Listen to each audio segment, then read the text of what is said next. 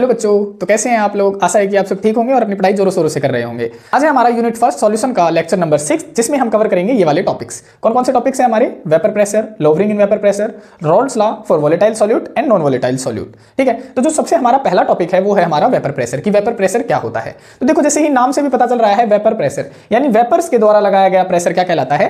Vapour pressure कहलाता है। ठीक है, तो हम इसको लिखेंगे कैसे? आप इसकी हेडिंग बना लेंगे सबसे पहले, वेपर प्रेशर। वेपर प्रेशर क्या होता है? Vapour pressure, the pressure exerted by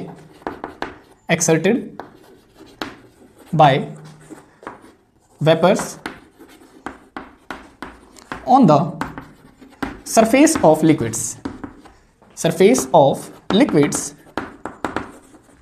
at constant temperature is called vapour pressure. उसे कहा जाता है वेपर प्रेशर। यानी सिंपल से शब्दों में कहें तो वेपर्स के द्वारा लगाया गया प्रेशर क्या कहलाता है? वेपर प्रेशर आपका कहलाता है। तो मान के चलते हैं कि सबसे पहले हम बात करते हैं कि वेपर्स बनते कैसे हैं। तो वेपर्स कैसे बनते हैं? जब हम लिक्विड को हम क्या करते हैं? गर्म करते हैं, तब हमारा क्या बन जाता है? लिक्विड से किस में कन्वर्ट हो जाता है? वेपर्स में बन जाता है। और जब हम वेपर्स को ठंडा करते हैं, यानी टेम्परेचर, जब हम देखो, अगर हम टेम्परेचर इंक्रीज करें तो ये लिक्विड गर्म होने लगेगा तो वेपर्स बनेंगे, और वेपर्स बनेंगे तो उसी का क्या होगा? प्रेशर लगेगा। ठीक है, तो अगर टेम्परेचर इंक्रीज कर रहे हैं तो लिक्विड से वेपर बनते हैं, और अगर टेम्परेचर डिक्रीज कर रहे हैं तो क्या बनते हैं? लिक्विड बन जाता है। तो देखो, लिक्विड से वेपर बनने की प्रक्रिया को क्या कहा जाता है? लिक्विड से वेपर बनने की प्रक्रिया को क्या कहा जाता है? इसे कहा जाता है इवेपोरेशन। और वेपर से लिक्विड बनने की प्रक्रिया को क्या कहा जाता है? उसे कहा जाता है कंडेंसेशन। तो ये छोटे छोटे पॉइंट्स हैं जो आपको पता होने चाहिए। तो यहां से हमें क्या बात पता चली कि जितना ज्यादा हम टेम्परेचर इंक्रीज करेंगे, लिक्विड किस में कन्वर्ट होना शुरू कर देगा? वेपर्स में कन्वर्ट होना शुरू कर देगा। तो जितने ज्यादा वेपर्स होंगे उतना ही ज्यादा क्या होगा? प्रेशर होगा। तो हम यहां से ये बात डायरेक्टली कह सकते हैं कि जो हमारा वेपर प्रेशर होता है वो डायरेक्टली प्रोपोर्शनल किसके होता है? टेम्परेचर के होता है। अब एक बात यहां से और भी आती है कि आखिर ऐसे वो कौन से कंपाउंड्स होते हैं जिनसे वेपर्स बनते हैं। तो सॉल्यूट यहां पे दो टाइप से फिर से कैटेगराइज किया गया है। सॉल्यूट यहां पे कैटेगराइज किया गया है दो टाइप से। एक होता है आपका वोलेटाइल सॉल्यूट, और सेकंड होता है आपका नॉन वोलेटाइल सॉल्यूट। तो जैसे नाम से ही पता चल रहा है कि वोलेटाइल मतलब जिसके वेपर्स बन सकते हैं, और नॉन वोलेटाइल जिसके वेपर्स नहीं बन सकते हैं। तो वोलेटाइल सॉल्यूट को किस तरीके से डिफाइन करेंगे? The solute which can be evaporate is called volatile solute, and the solute which can not be evaporate are called non volatile solute. ठीक है, तो यहाँ पे आप लिख सकते हैं कैन बी इवेपोरेट कह सकते हैं, या आप कह सकते हैं वेपराइज्ड, कि ये वेपराइज हो सकते हैं, और यहां पे आप लिख देंगे कैन नॉट बी वेपराइज्ड।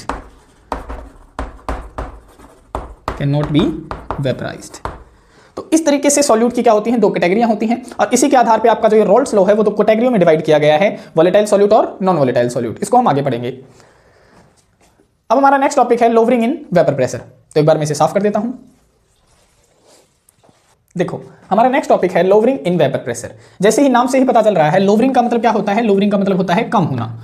और क्या हो रहा है? कम। वेपर प्रेशर में क्या आ रही है? कमी आ रही है। तो मैं यहां आपको दो केस देता हूं। पहले केस के अंदर तो मैं क्या करूं, मेरे पास में है वाटर, यहां पे मैंने फिल कर रखा है लिक्विड मैंने यहां पे फिल कर लिया। ठीक है, और दूसरे केस में भी मैं क्या कर रहा हूं? दूसरे केस में भी मैंने लिक्विड फिल कर लिया।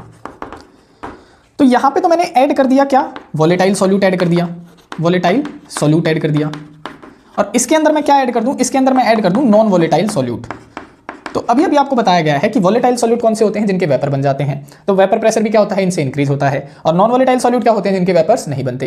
तो अब यहाँ पे अगर मैं इस सॉल्यूशन को गर्म करना शुरू कर दूं, तो देखो, वेपर प्रेशर जो वेपर प्रेशर बनेगा वो किन किन कारणों से बनेगा? एक तो ये जो लिक्विड है वहां से आएगा वेपर प्रेशर, प्लस और कहां से आएगा? जो ये मैंने वोलेटाइल सॉल्यूट डाला है वहां से आएगा।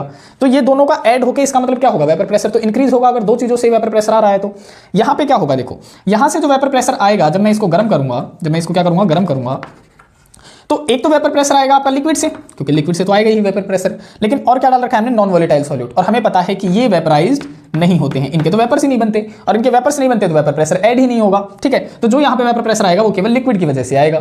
तो जितना जो वेपर प्रेशर होगा उससे क्या होगा? कुछ ना कुछ कम हो जाएगा। क्यों होगा कम? क्योंकि ये जो नॉन वोलेटाइल सॉल्यूट है वो क्या करेंगे? देखो, ये सरफेस के ऊपर क्या बना लेंगे? जो लिक्विड सरफेस है हमारा, उसके ऊपर पार्शियल कवरिंग कर देंगे। अब जो वेपर प्रेशर इसके बनने थे वो थोड़े अमाउंट में बन पाएंगे, क्योंकि वेपर बनने की जगह ही नहीं मिलेगी, क्योंकि ये नॉन वोलेटाइल सॉल्यूट ने उसका जो लिक्विड सरफेस है वो क्या कर लिया? कवर कर लिया, जिसके कारण जितने वेपर प्रेशर बनने चाहिए थे उतने नहीं बनते हैं, और वेपर प्रेशर क्या हो जाता है? आपका डिक्रीज हो जाता है। तो कैसे हुआ डिक्रीज? देखो, वोलेटाइल सॉल्यूट से तो डिक्रीज होने नहीं वाला, किससे डिक्रीज होगा? नॉन वोलेटाइल सॉल्यूट से डिक्रीज होगा। तो इसको आप लिखेंगे कैसे? आप लिखेंगे on addition of non volatile solute in water lowers the vapor pressure of solution is called, उसे हम क्या कहेंगे, उसे हम कहेंगे lowering in vapor pressure, is called lowering in vapor pressure। तो ये लिखा है कि जैसे ही हम नॉन वोलेटाइल सॉल्यूट ऐड करते हैं उसका वेपर प्रेशर क्या हो जाता है, सॉल्यूशन का लोअर हो जाता है, कम हो जाता है, और इसे ही कहा जाता है लोवरिंग इन वेपर प्रेशर। अब बात आ जाती है कि इसका रीजन क्या है, कारण क्या है इसका, आखिर जो ये लो हो रहा है। तो अभी हमने बताया कि जो नॉन वोलेटाइल के जो सॉल्यूट पार्टिकल थे वो लिक्विड के सरफेस को क्या कर रहे थे, पार्शियली कवर कर रहे हैं, और कवर कर रहे हैं तो वेपर प्रेशर लेस अमाउंट में बनेंगे, और लेस अमाउंट में बनेंगे तो वेपर प्रेशर भी क्या हो जाएगा, डिक्रीज हो जाएगा। तो कारण क्या बताएंगे आप, due to the covering of, या फिर पार्शियल कवरिंग, क्योंकि आधी कवरिंग हो रही है, partial covering of liquid surface by non volatile solute particle,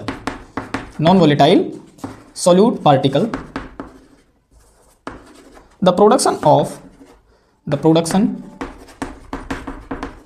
of vapours, जो बन रहे हैं वेपर्स, उनका प्रोडक्शन क्या हो जाएगा, डिक्रीजेज हो जाएगा, hence louvers the vapour pressure, जिसके कारण जो वेपर प्रेशर है वो भी क्या हो जाएगा, आपका कम हो जाएगा। तो ये है आपका लोवरिंग इन वेपर प्रेशर। इस तरीके से आपने क्या करना होता है, एक्सप्लेन करना होता है। अब हम नेक्स्ट टॉपिक पढ़ते हैं जिसका नाम है रॉल्स लॉ। तो सबसे पहले हम उसका पहला पार्ट पढ़ेंगे फॉर वोलेटाइल सॉल्यूट। उससे पहले मैं इसे साफ कर देता हूं एक बार।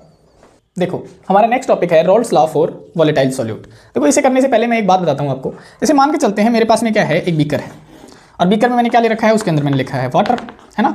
और वाटर के कितने कंपोनेंट ले सकते हैं या फिर कितने मैंने मोल फ्रैक्शन ले रखे हैं, तो मैं इसे नाम दे देता हूँ Xy1, ठीक है। और कितने ले रखे हैं मैंने, इसमें ले रखे हैं 100 या फिर कह लो आप 10 मैंने मोल फ्रैक्शन इसके ले रखे हैं, ठीक है। नेक्स्ट मैं क्या ले लूँ, नेक्स्ट मैं उसमें भी मैं कोई लिक्विड ले लेता हूँ। जैसे मैंने इसमें वाटर ले लिया, उसमें भी अगर मैं कह दूँ कि मैंने वाटर ही ले लिया, ठीक है, और इसके मोल फ्रैक्शन में कितने कह दूँ, इसके मैं मोल फ्रैक्शन कह देता हूँ Xy2, लेकिन वो मैंने कितने लिए हैं, मैंने लिए हैं 20। तो यहाँ पे क्या होगा, अगर मैं इसको गर्म करूँगा, तो इसके वेपर प्रेशर कुछ ज़्यादा बनेंगे, है ना, इसके वेपर प्रेशर बनेंगे। और यहाँ पे अगर मैं इसे गर्म करूँगा तो इसके भी कुछ ना कुछ वेपर्स बनेंगे, इसके वेपर्स बनने स्टार्ट होंगे। तो यहाँ पे ज़्यादा वेपर प्रेशर किसके बनेंगे, तो सिंपल सी बात है भाई, जिसके मोल फ्रैक्शन ज़्यादा होंगे उसके वेपर प्रेशर ज़्यादा होंगे। तो किसके बनेंगे, इस वाले कंपोनेंट के क्या बनेंगे, वेपर प्रेशर ज़्यादा बनेंगे। यही बात किसने बताई थी, यही बात रॉल्स लॉ ने बताई थी कि किसी भी सॉल्यूशन के अंदर जितने ज़्यादा मोल फ्रैक्शन होंगे सॉल्यूशन के, या फिर जितने ज़्यादा मोल फ्रैक्शन होंगे सॉल्यूट के, उतना ही ज़्यादा उसका क्या होगा, वेपर प्रेशर होगा। तो हम इसे लिखेंगे कैसे, देखो हम लिखेंगे it states that vapour pressure, vapour या फिर partial vapour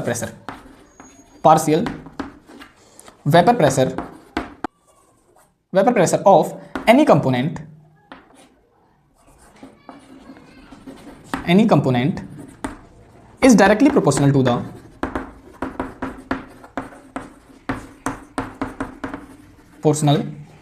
the mole fraction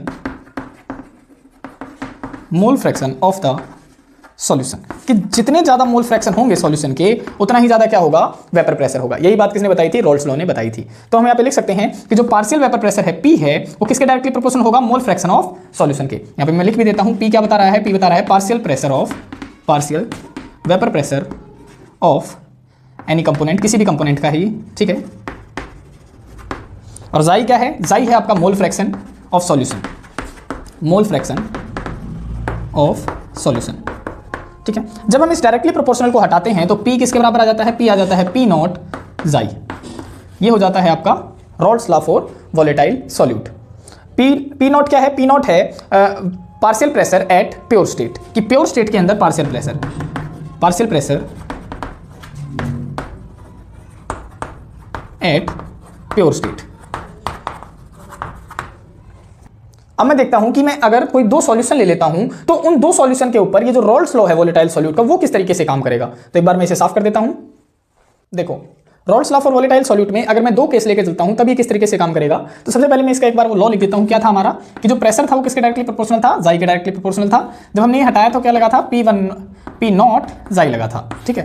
तो ये था हमारा Rawls law for volatile solute. अब हम लेके चलते हैं दो केस नंबर फर्स्ट के अंदर मैं क्या ले लेता हूं, मैं ले लेता हूं वाटर मॉलिक्यूल और इसके मोल फ्रैक्शन में ले लेता हूं Xy1, ठीक है। तो इसका जो प्रेशर जनरेट होगा वो कितना जनरेट होगा, P1 जनरेट होगा, ठीक है। सिमिलरली केस नंबर सेकंड, और केस नंबर सेकंड के अंदर मैं क्या ले लेता हूं, मैं ले लेता हूं एल्कोहल। ये भी वॉलेटाइल सॉल्यूट है, और इसके क्या ले लेता हूं मैं, मोल फ्रैक्शन में ले लेता हूं Xi2, और इसका जो प्रेशर जनरेट होगा वो कितना होगा, P2 जनरेट होगा। तो ये जो लॉ है case number first and case number second के लिए किस तरीके से काम करेगा, देखो फॉर वाटर मॉलिक्यूल के लिए क्या होगा, इसका जो लॉ बनेगा वो बनेगा P1 is equal to P1 not Xi1, और जो सेकंड केस के लिए जो अल्कोहल के लिए बने जो लॉ होगा वो किस तरीके से अप्लाई होगा, वो होगा P2 is equal to P2 not Xi2, इस तरीके से अप्लाई होगा। लेकिन अब मैं इन दोनों को क्या कर देता हूं, मिक्स कर देता हूं। केस नंबर थर्ड के अंदर मैं इन दोनों सॉल्यूशन को क्या कर देता हूं, मिक्स कर देता हूं। तो अगर मैं इन दोनों को मिक्स कर दूंगा तो प्रेशर भी क्या होगा, प्रेशर भी इन दोनों का मिक्स हो जाएगा, यानी P1 प्लस में P2 हो जाएगा, है ना, टोटल प्रेशर यही हो जाएगा।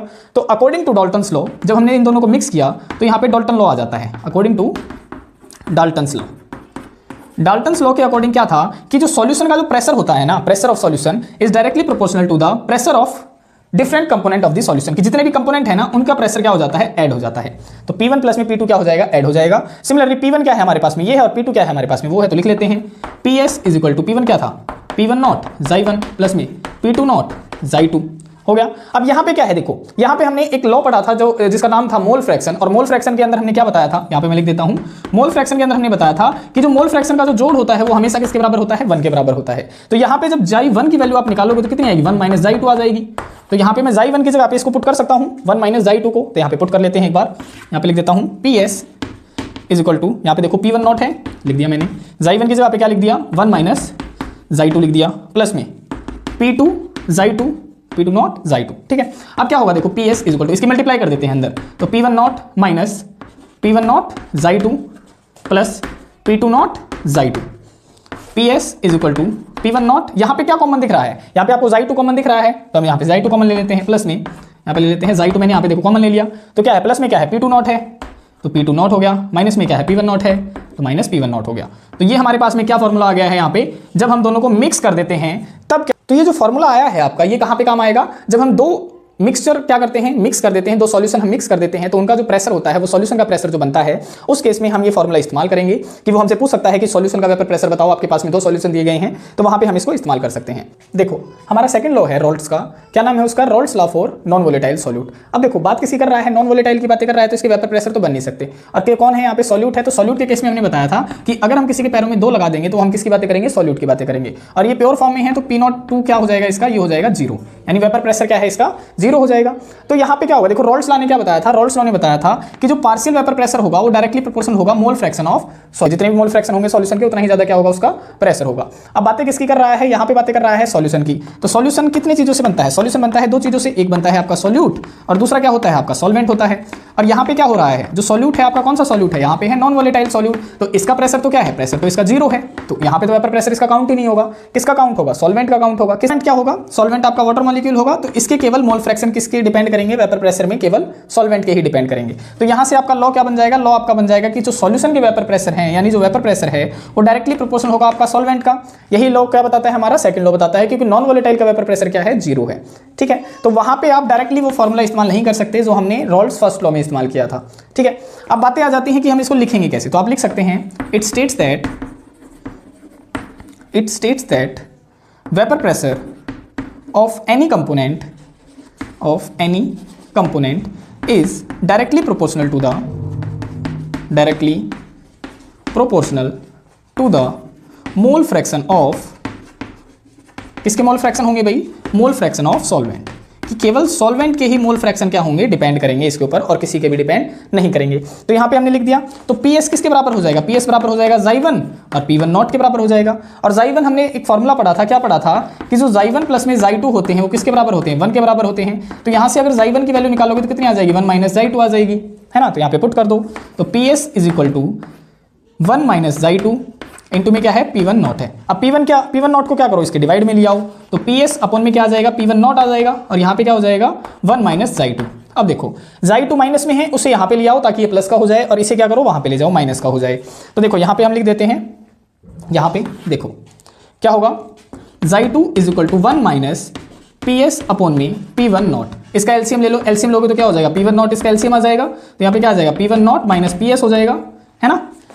अब देखो ये क्या होता है, ये किसके बराबर होता है, ये होता है डेल P के बराबर, यानी change in vapour pressure upon में P1 नॉट हो जाएगा। तो यहाँ पे जो मोल fraction of non volatile solute है उसके 2 फॉर्मूले यहाँ पे निकल के आते हैं, यहाँ पे लिख देते हैं। एक तो Xi2 क्या बन जाता है, डेल P अपॉन में P1 नॉट बन जाता है, और दूसरा क्या बन जाता है आपका Xy2 is equal to P1 not minus PS upon में P1 नॉट बन जाता है। तो ये आपके दो फॉर्मूले हैं जो आपके नॉन वोलेटाइल सॉल्यूट के जो मोल फ्रैक्शन है वो निकालने में इस्तेमाल किए जाते हैं। अब मैं क्या करता हूं, एक बार हमने जितने भी दोनों लॉ पढ़े हैं और जिनके भी जितने हमने फॉर्मूले पढ़े हैं उनको मैं एक बार समराइज कर देता हूं। उससे पहले मैं इसे एक बार साफ कर देता हूं। देखो हम एक बार समरी कर लेते हैं कि हमने पहले लॉ और सेकंड लॉ में हमने क्या क्या फॉर्मूले पढ़े हैं। तो समरी में आप क्या क्या लिख सकते हैं, समरी में आप लिख सकते हैं रॉल्स फर्स्ट लॉ के बारे में। फर्स्ट लॉ में हमने कौन कौन से फॉर्मूले पढ़े थे कि जो P1 था वो किसके बराबर था, Xy1 P1 नॉट के बराबर था। जो P2 था वो किसके बराबर था, Xy2 P2 नॉट के बराबर था, है ना। और जो PS था वो किसके बराबर था, P1 नॉट Xy1 प्लस में P2 नॉट Xy2 के बराबर था। और सेकंड लॉ में हमने कौन से फॉर्मूले पढ़े हैं, सेकंड लॉ में हमने फॉर्मूला पढ़ा कि जो PS था वो किसके बराबर था, Xy1 P1 नॉट के बराबर था। और क्या पढ़ा था हमने कि जो Xy2 था हमारा वो किसके बराबर था, डेल P अपॉन में P1 नॉट के बराबर था। और दूसरा क्या पढ़ा था हमने कि जो Xy2 था वो था P1 not minus PS upon में P1 नॉट के बराबर था। तो ये वो हमारे समराइज फॉर्मूले हैं। ये हम किसकी बातें कर रहे हैं, हम ये तब बातें कर रहे हैं जब हमारा सॉल्यूट किस फेज में था, लिक्विड फेज के अंदर था। लेकिन अगर वो हमसे कह दे कि जो हमारा सॉल्यूट है वो हम किस फेज में है, वो है हमारा गैसियस फेज में, तब किस तरीके से हम फॉर्मूलेज को अप्लाई करेंगे तो एक बार वो देख लेते हैं। उससे पहले मैं इसे साफ कर देता हूँ। अगर वो हमसे कह दे कि मोल फ्रैक्शन वेपर फेज में डिटरमाइन करो आप सॉल्यूट के या फिर सॉल्वेंट के, तो गैसियस फेज में आप किस तरीके से करेंगे। देखो हम एक बार क्लोज बीकर ले लेते हैं। इसके अंदर क्या है, देखो यहाँ पे क्या भरा हुआ है, आपका लिक्विड भरा हुआ है। तो जब आप इस लिक्विड को क्या करेंगे, गर्म करेंगे, तो क्या होगा, यहाँ से वेपर्स बनने स्टार्ट हो जाएंगे। यहाँ पे आपके वेपर्स बन जाएंगे, ये बन गए आपके वेपर्स। तो यहाँ पे क्या होगा, देखो इसके जो सॉल्यूट का जो मोल फ्रैक्शन था वो क्या होगा, Xy1 होगा। और सॉल्वेंट का क्या होगा, नहीं सॉल्वेंट का कितना होगा, Xy1 और सॉल्यूट का कितना होगा, Xy2 होगा। तो यहाँ पे जो आपका रॉल्स लॉ लग रहा था वो क्या लग रहा था कि जो P1 है वो किसके बराबर है, Xy1 P1 नॉट के बराबर है। और P2 किसके बराबर है, Xy2 P2 नॉट के बराबर है। लेकिन वेपर फेज के अंदर क्या होगा, देखो इसके अंदर भी सॉल्वेंट होंगे और सॉल्यूट भी होगा।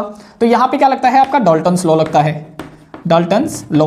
डाल्टन्स लॉ क्या कहता है कि जो आपका देखो P1 है ना, यहाँ पे जो P1 होगा, जो प्रेशर होगा, जो वेपर प्रेशर होगा, वो किसके बराबर होगा, वो Y1 यानी सॉल्वेंट आ गया आपका, ठीक है। और क्या होगा, सॉल्यूशन, इनटू में सॉल्यूशन होगा, बस इतना ही चेंज है इसके अंदर। और अगर आपसे P2 की बातें कर ले तो Y2 और PS हो जाएगा। देखो Y1 क्या है, Y1 है आपके सॉल्वेंट के mole fraction in vapour phase, और Y2 क्या है, सॉल्यूट के mole fraction in vapour phase.